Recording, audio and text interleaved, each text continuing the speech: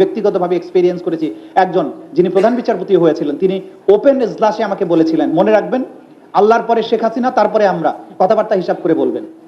এইরকম ভাবে যখন বিচারক একটা পলিটিক্যাল হুলিগানের মতো আচরণ করে, সেই ইন্ডিপেন্ডেন্স দিয়ে আমার কি হবে? এই বিচারককে যদি আমি চিফ জাস্টিস বানাই, তাহলে বিচার বিভাগে বাকিদের বিচার প্রাপ্তির সম্ভাবনাটা কোন জায়গায় গিয়ে দাঁড়ায় সেটা আমাদের বুঝতে হবে। এবং সেই ধরনের শপথবদ্ধ রাজনীতিবিদ যারা নিজেদেরকে মনে করতেন, তারা বিচারালয়ে কিন্তু এখনো অনেকে রয়ে গেছেন, সেগুলো কিন্তু প্রপারলি ক্লিনজিং হয়নি। একটা রেগুলেশন বা একটা অভ্যুত্থান পরবর্তী সময়ে এই জিনিসগুলো ক্লিনজ করা এটা একটা রাষ্ট্রের প্রায়োরিটি ছিল, কিন্তু সেই কাজটা কিন্তু আমরা সফলভাবে করতে পারিনি। এটার পেছনে কি বাধা ছিল সেটা পর্যালোচনার বিষয় আছে, আমি এখানে হয়তো সব কথা বলতে পারবো না। কিন্তু এটা জাতির স্বার্থে পরিষ্কার না করলে আপনি সুপ্রিম কোর্ট অথবা জুডিশিয়ারি ভালোভাবে চালাতে পারবেন না। একই সাথে মাথায় রাখতে হবে যে বিচারকদের সংখ্যা যেমন বাড়াতে হবে, ভালো মানুষের সংখ্যা বাড়াতে হবে। কারণ এই বিচারকদের, বিশেষ করে লোয়ার জুডিশিয়ারিতে এইসব জুডিশিয়াল ম্যাজিস্ট্রেটরাই দিনের পর দিন রিমান্ড মঞ্জুর করেছেন। আমি এক্সপিরিয়েন্স করেছি, আমার সাথে সরাসরি কথা হয়েছে যে ভিকটিমদের, যে স্যার আমাকে হাত পা বেঁধে মেরে হাড্ডি ভেঙে মৃতপ্রায় অবস্থায় ম্যাজিস্ট্রেটের কাছে নেওয়া হয়েছে, বলেছে তুই 164 কর।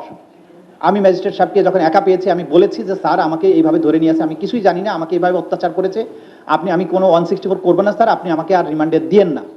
ওই বিচারক পুলিশকে ডেকে এনে বলেছে একে তো ঠিক মতো বানানো হয়নি, ওরে বানায় নিয়ে আসেন, তারপরে আবার 164 এর প্রেয়ার দেন। এই সমস্ত ম্যাজিস্ট্রেট, এই সমস্ত জজদেরকে আমরা এখনো কিন্তু চাকরিতে রেখেছি। এদেরকে রেখে কতটুকু ন্যায় বিচার নিশ্চিত করা যাবে সেটা কিন্তু আমাদের বুঝতে হবে।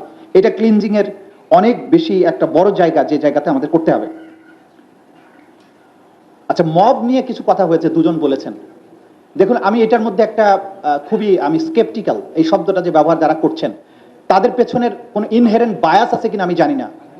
আপনি মব, গণপিটুনিতে রাস্তায় ছিনতাইকারী মারা যায় বা ইত্যাদিতে হয়, যেগুলো আগে গণপিটুনি বলা হতো এখন মব বলা হচ্ছে।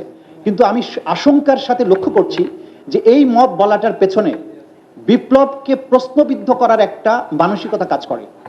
গণভবনের পতনের যে আন্দোলন, তার সাথে রাস্তায় ছিনতাইকারী অথবা কোনো ধর্মীয় সংখ্যালঘুকে পিটিয়ে বিশেষ কোনো গোষ্ঠীর মানুষ যদি হত্যা করে, দুটোকে একসাথে বিচার করা যাবে না।